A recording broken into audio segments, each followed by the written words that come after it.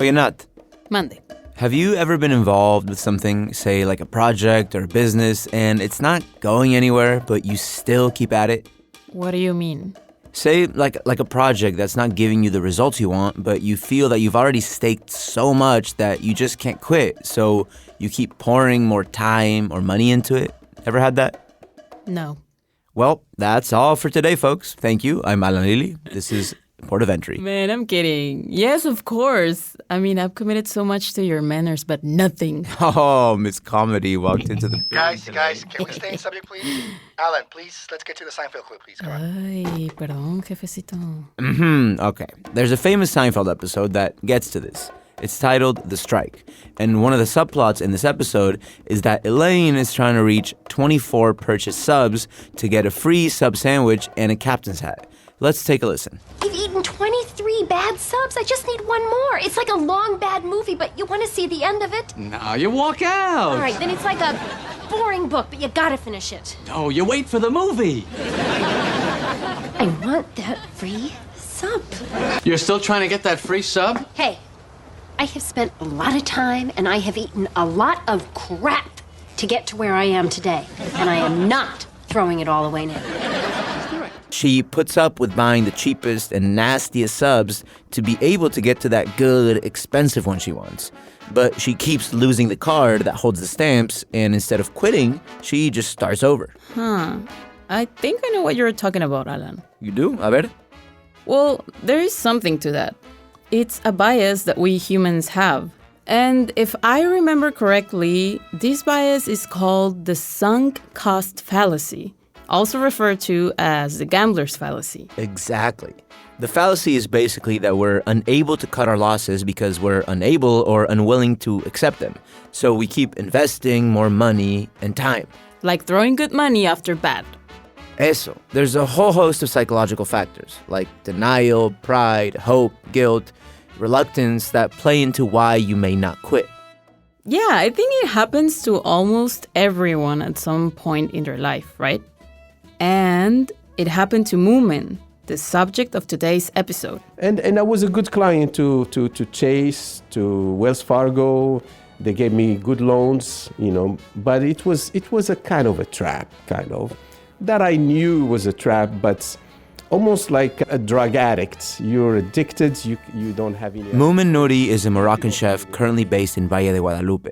But a few years ago, he was running a restaurant in San Diego, and he found himself in this predicament, throwing good money after bad. You don't have any other choices. You think you don't have any other choices. So you keep borrowing in order to keep surviving another year. But the reality is, if you're really a good businessman or woman, you have to learn when to quit. And that's something that I kept refusing until, thank goodness, COVID came.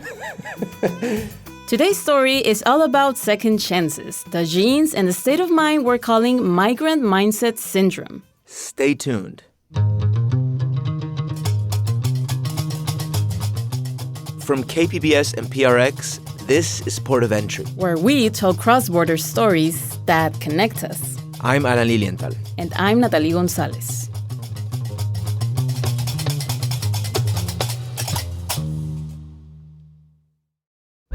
Now on The Finest, we examine an icon. Our Lady of Guadalupe has been a powerful symbol for 500 years, and artists have reimagined her as a source of resilience and pride.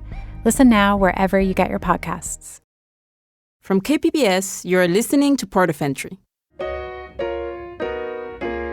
Moumen's restaurant, Kous del Valle, is a 1 hour and 30-minute drive from the border. The scenic route towards Ensenada makes it a beautiful drive. The coastal highway runs along the cliffs with astounding views of the ocean. It really is one of my favorite drives ever. As we turn inland, towards Valle de Guadalupe wine country, beautiful rolling vineyards stretch out in front of us. Kous del Valle sits on a slight hill with a stunning panoramic view of the valley. It's an open-air restaurante with the elements on full display. You can even hear the birds chirping, the wind rustling the grape leaves of the vines that sit right in front of you. A soothing feeling is unavoidable. It's almost like we were at a spa. What a pleasure seeing you. Moumen had us over for dinner.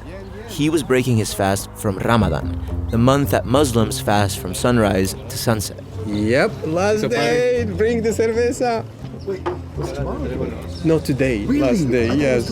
No, I was wrong. That's why, Today. What made it extra special was that it was actually the very last day of Ramadan, which made Moumen very excited. Moumen is a talented chef with a charming sense of humor and a keen sense of adventure. He wasn't shy to flex his Spanish His fourth language, and break the ice. This is my chef Ramon. Hola, mucho gusto. Yes. Y comenzamos. ¿Va? Gracias. Es la tradición. We start with milk and dates in Ramadan. The first thing you eat. Well, Ramadan is a Muslim practice where you abstain from a lot of pleasures of life from sunrise to sunset as a sign of submission to God, but also as a practice of meditation, feeling hungry, feeling what other people do feel, the poor people. Food is the easy part, believe it or not. The hard part is the spiritual and religious. You're supposed to not have bad thoughts, not say bad words. It's a lot of discipline. So you practice some good practices 1 month a year, then you ruin it for 11 months a year. Even though he was fasting at the time he had us over because of Ramadan, his delightful accent and energetic personality lit up the whole place. He had us laughing throughout the whole evening. Oh yeah, charming, delightful. That's a lot of adjectives. Julio did mention you liked him. Liked his food. Oh my God, Jesus. Natali, Moumen, sitting in a tree. Stop it. Anyway, after the milk and dates, he started us off with a number of entrees to share. This is for the adventurous only. It's liver.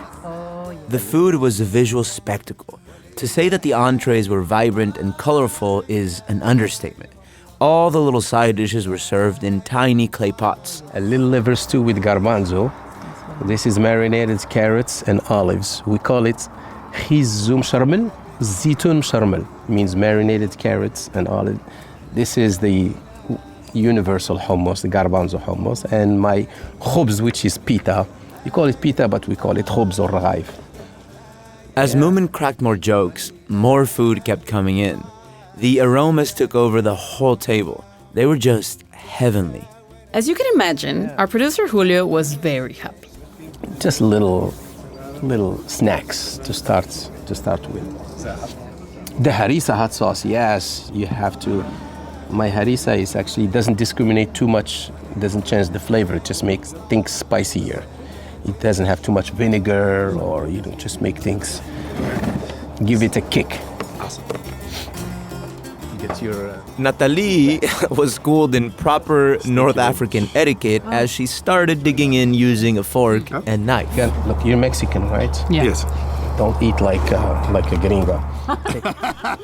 Cut a piece, and that's take as much. That's a big chunk of the hummus. Yes. I see. Thank you. I feel much better now.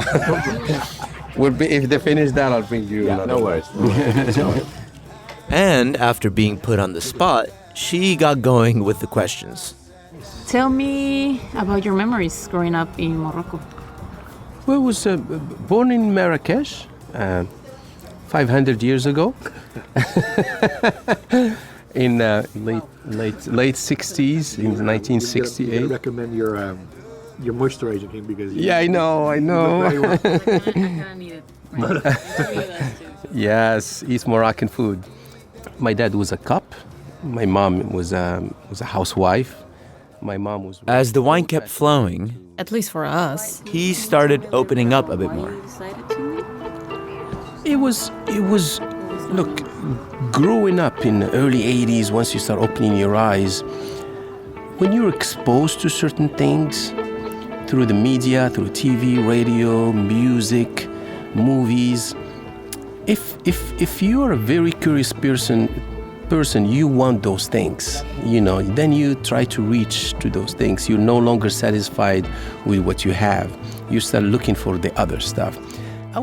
Moumen began looking for that other stuff, fueled by expectations from birth. That was my dad's fault, to be very ambitious. My dad wanted me to be a general. He named me after actually an Egyptian general that won some wars against the Crusaders and stuff like that. Since you were a kid, you're gonna be a big guy, like somebody important. But he almost got cold feet. I became nervous because I was leaving everything. A good job, family, friends. All my friends, a lot of people think that everybody want to leave their country to go to America. It's a tiny minority, teeny minority, at least in my experience in Morocco. My friends were like, are you crazy, man? You got everything here. You got us, you got your family. Why? I didn't know how to explain, but it started to sink in that I'm actually leaving more precious things to go to the unknown, which was a frozen unknown in Cleveland, Ohio. Cleveland, Ohio. Oof, that's rough. No disrespect to Cleveland, Ohio, but can you imagine leaving the bright, colorful, San Diego-like weather of Marrakesh for Cleveland, Ohio? I left Morocco for the U.S. in 1996. Then got a job in Cleveland, Ohio. Started there and fought hard for my green card and papers. And he started his papers hustle, trying to find a way to secure his stay in the U.S. legally. Here's where migrant mindset syndrome comes in. It is one key psychological factor that plays a central role in Moumen's story. If you're wondering what we mean by migrant mindset syndrome, it's a set of psychological pressures that show up in immigrants who recently migrate to a new country. Obviously, this is just us speculating, but we want to definitely highlight this phenomenon that shows up in many of our communities. If you're a part of a demographic with a lot of people who are mixed status, that is, like family members whose immigrant status in this country is either temporary or undocumented, like many in the Latino community, you are well acquainted with these psychological pressures. The first shows up as anxiety, not knowing if you'll be able to continue your stay. This anxiety weighs on you and is taxing. So, Moumen's visa issue? Well, there were two possible ways of dealing with it. I applied. I had an offer from the Moroccan gang in Florida. That's a group of friends from Morocco that had settled in Florida. To hook me up with a girl to marry for money, absolutely. I had that, but you pay her, of course. That I considered that offer, and the other was get an attorney and get my employer to sponsor me for what's called labor certification, but it was going to cost me a lot more money. I ended up being the son of a cop, of an honest cop. I ended up, going for the legal way. So I applied for labor certification. I paid an expensive Chinese lawyer. I remember she cost me $7,000. And we started the process. We started the process for labor certification with a job offer. And during that process, for about a year and a half, I was in no man's land. I was legal to stay, but not allowed to work, basically. Because I was waiting for a response for my process. During that time, a year and a half later, I met my wife. So I met this lady, fell in love. We got married. Then I ended up canceling that whole previous process and started a new process with her that sped up, made things much faster and easier. And I want my $7,000 back. I know the name of that attorney. Yeah. So. Did you get it back? No, of course not. So with $7,000 less in his pocket, But with a beautiful bride. Moumen eventually moved from Cleveland to California. Heads up, Disneyland. We have a new neighbor. I'm here today to introduce you to a new California dream. What a sensational slice of God's good earth. He first settled in Carmel, but it was still too cold, So he made a run to the warmer climate in SoCal. making a final move to San Diego. He loved San Diego and its weather. He dreamed about opening his first restaurant here. But He faced a significant challenge. Landlord that accepted me. You need to know that things were so different in 2004 when I was scouting for space in San Diego. Commercial rents, the landlords were so spoiled that they don't accept anybody to take over a space. Jim, just a few moments ago, something believed to be a plane crashed into the South Tower. And yes, 9/11 had just happened. Breaking into Susan's report to give you breaking news from New York City, where two planes, have hit both towers of the World Trade Center in Lower Manhattan. And the people who knock these buildings down will hear all of us soon. Good afternoon.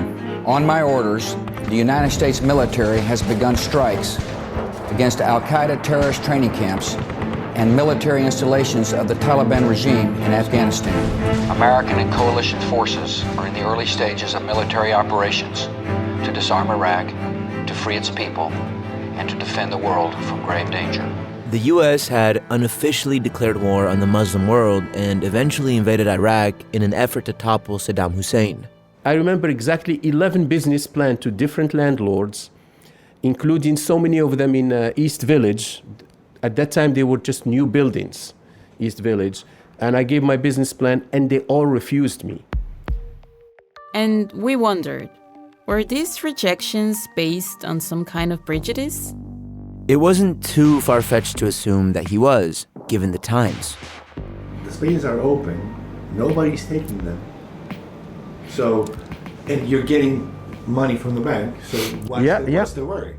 They're always going to have that supply of cash. So San Diego, yes, San Diego is a small, big town. San Diego is quite conservative, socially speaking. San Diego is no San Francisco, is not New York. The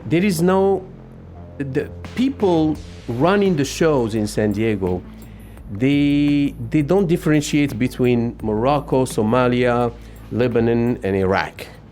You know, a lot of people, they're not well-traveled.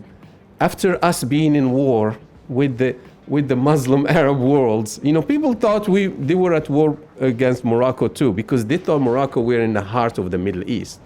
You know, after our country, after years of propaganda against culture like mine.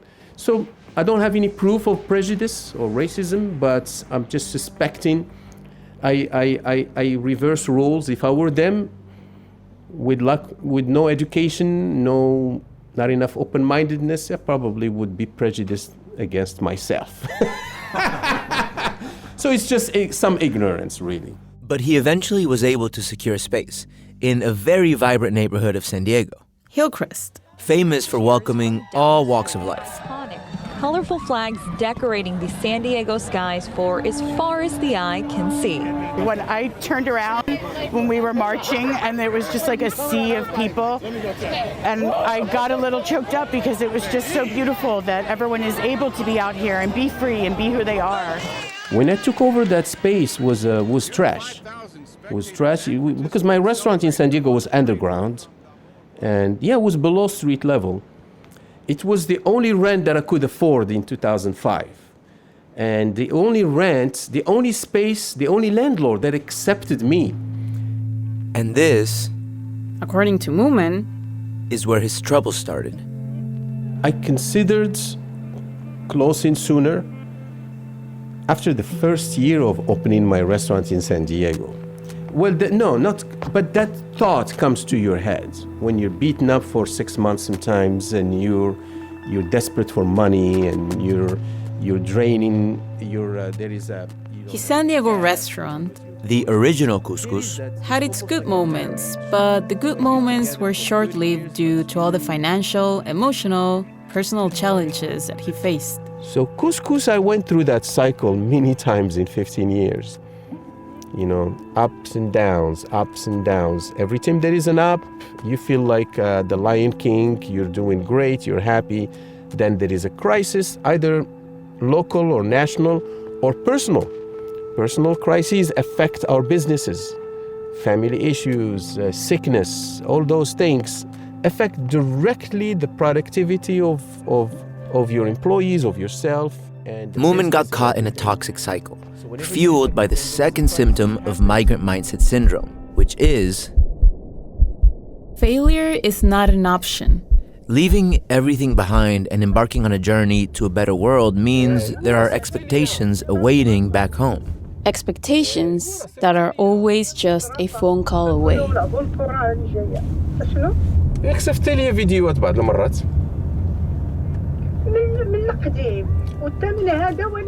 There is the pressure from back home. That pressure is intense. There is a pressure to not to fail.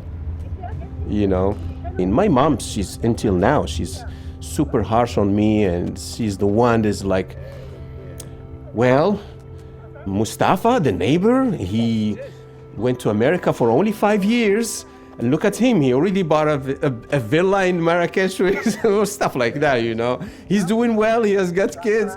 It's like, yeah, Mom, I know, you know, she's so harsh on me. So it's her more than my dad. I blame this on my mom. So, yeah, it's mainly my mom, the fact that I couldn't quit. That feeling, that I cannot be perceived as a failure feeling, led Moumen to fall prey to a kind of gambler's addiction.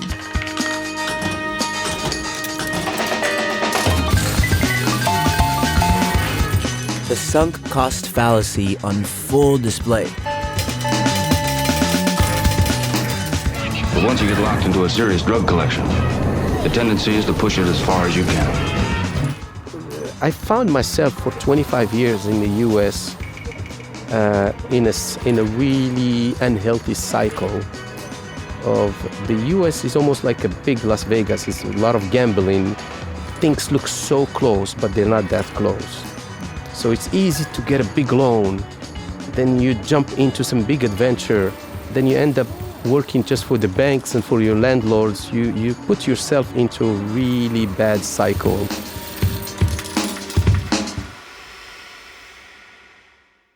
Just like pulling a lever on a slot machine, Moumen was forever hoping that the next yank would hit the jackpot, getting him into some serious debt. So whenever there is a crisis happens, you lose money, what you do? You go back to the bank because it's available. That's also another reason you don't give up, because the banks, you're their best customers. They're like, Moumen, how much do you need? 100K, bam. It's all yours, just give me 5% interest. So you are stuck in that cycle of borrowing. You become addicted to borrowing from the bank. And this cycle ultimately led Moumen to some destructive habits.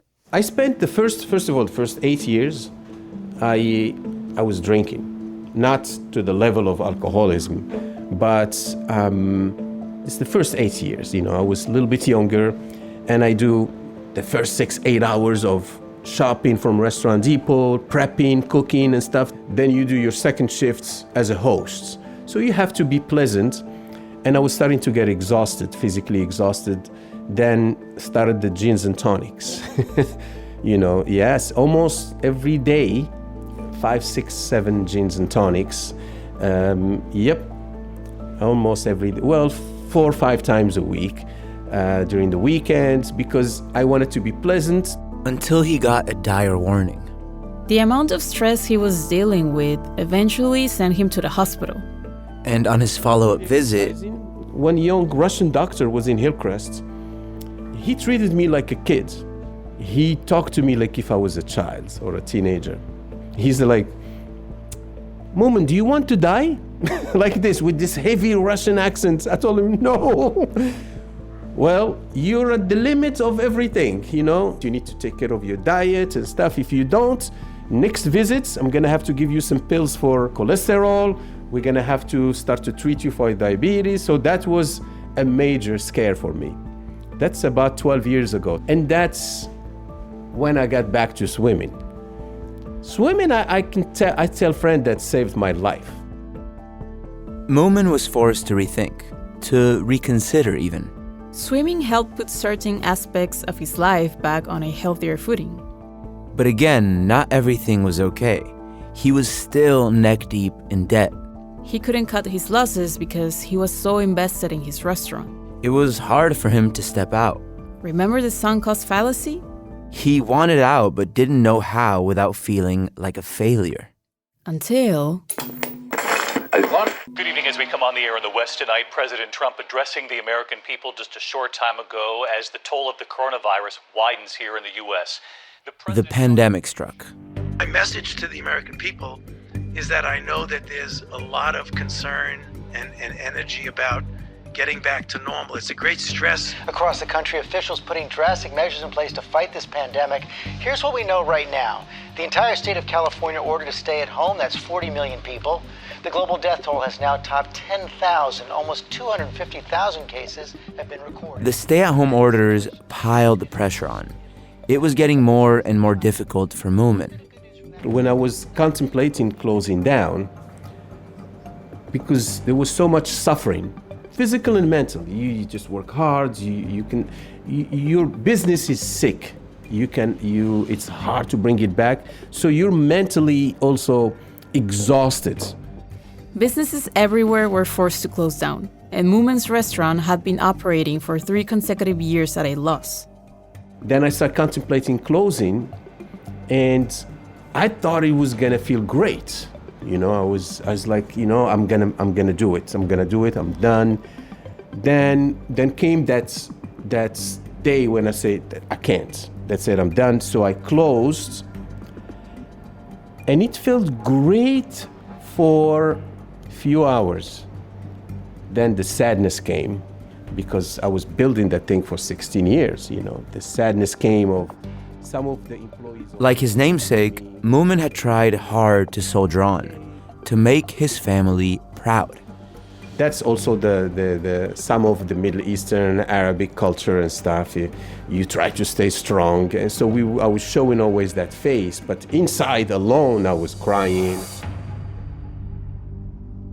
But while the world was at a standstill, the pandemic created an opportunity for the exit that Moumen was hoping for.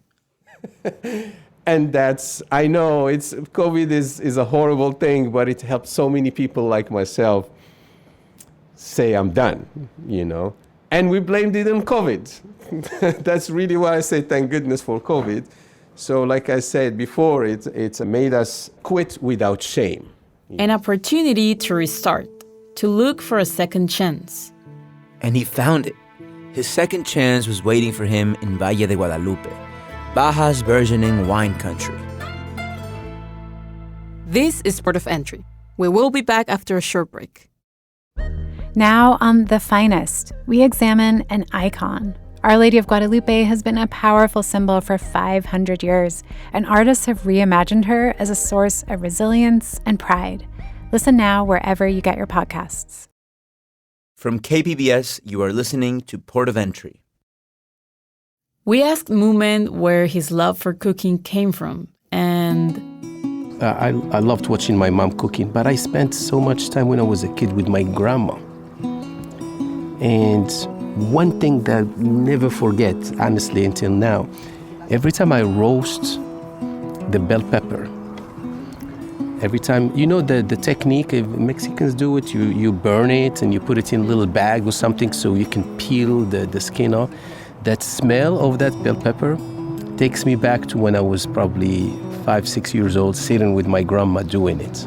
That takes me back to that time because, you know, sometimes... Tell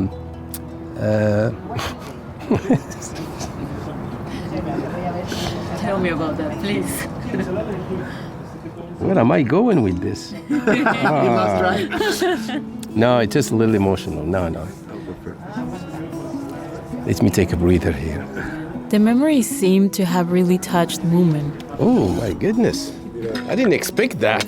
No, I'm fine.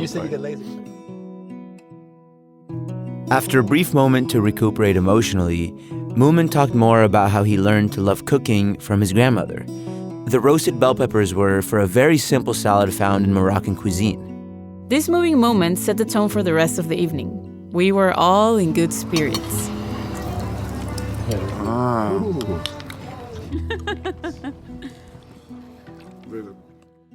And just in time for more food, the tagines. Voila. Out of the kitchen came a number of different cone-shaped clay pots. In each, a different stew still bubbling hot. Now, speaking of the devil, speaking of the tagines, you guys ready? This is lobina rayada, striped bass tagine, and lamb tagine with honey sauce. Saffron rice and some couscous. When the pots were opened up, it felt like time stopped. We were enraptured by the colors and the aromas, and oh my God, the aromas. It was breathtaking. You've had a braised lamb. 4 hours to 4.5.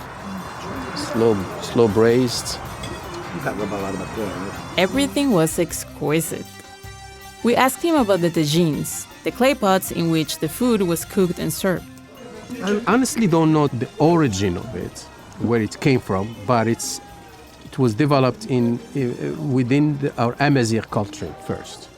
The tagine means two things. It means the cooking utensil, which is the clay pot with this cone-shaped head, but it's also this slow cooking thing. You just put all your ingredients in this clay pot, and you're supposed to cook the tagine on top of the burned wood.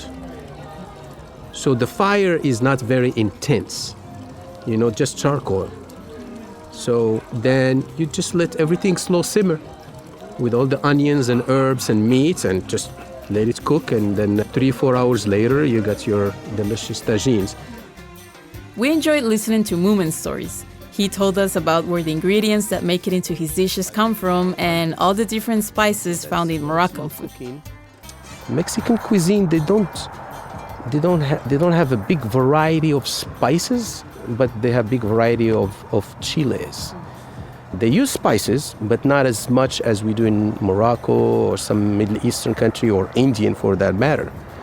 For us, we have in Morocco, the spices, the Far East used to be very sophisticated in their cuisines. Indians, Chinese, where the rest of us used to eat very simple food, boiled vegetables and stuff like that. We didn't have spices until we brought them from India in China. They used to flavor their cuisines. What the Arabs had was caravans and camels, so they did commerce, brought all the spices and fabric from that. Moumen is a cultured and well-read man. His knowledge and understanding of the intricacies of the ingredients he cooks with had us completely absorbed and entertained throughout the whole of the evening. Wow, I wish someone spoke about me the way you speak about Moumen. Not a crush. You little sweeties. Moumen feels very at home here in Baja, and we wanted to know why. First, there is some similarities a little bit between Mexican culture and the Moroccan culture, I mean, like I said before, there is that sense of family. We're all rowdy and noisy and can be obnoxious and touchy, overly friendly. I can hug a stranger. I had problems in the U.S. being like that. I realized here it's not a problem. Similarities between Moroccan and Mexican. We like to eat with pita, with bread, with our hands. We like to touch our foods. That's big, and a lot of slow cooking. And then there's the markets. Moumen is also reminded of home when he shops for his produce at a street market in nearby Ensenada. I grew up in crowded markets and people naming, calling things. When you walk into the big market in Marrakesh, you're in a different world, you know. ¿Qué más? 10 de cebollín. 10 piezas. ¿Una más pequeña? No. ¿Cuánto tiene un docena? Like people saying prices, come in, potatoes, 10 dirhams, $1. There's people calling prices and calling you, and there is that energy that I didn't find in San Diego. It's super clean, super organized, but I find it in Baja. You know, that's what I... Dame todo lo que tienes. Ahí está. Okay. No, estos 3 se queda para mí. Okay. Okay, gracias, ¿eh? Sí, muy bien. Muchísimas gracias. I actually feel more relaxed crossing to Mexico than because I know some people might talk about some safety issues, but that's their problem. But I feel more relaxed because of that comfort foods, mental food, which is the noise and the music and the people and stuff like that. And being with the Mexican family is just being in Morocco. We might complain about that sometimes, like the kids screaming. I used to complain about that in Morocco, but I ended up missing it. Then once I get a feel of it in Mexico, it feels so good, you know. In case it wasn't obvious, he loves his life in Mexico. Okay, Alan, so what's our takeaway? Not worth it to eat 24 bad subs just to get a free sub. You mean don't be like Elaine? Yeah, just cut your losses. Let go of what's not working and move to Baja. Move to Baja and don't be like Elaine. Don't be like Elaine.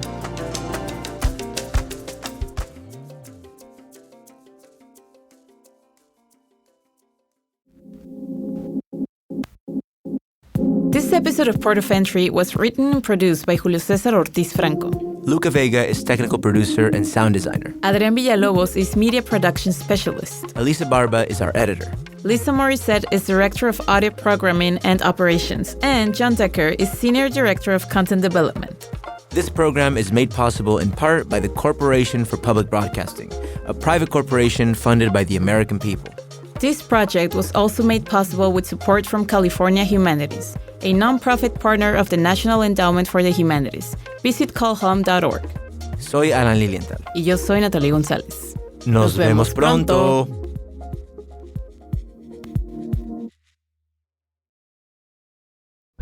Now on The Finest, we examine an icon. Our Lady of Guadalupe has been a powerful symbol for 500 years, and artists have reimagined her as a source of resilience and pride.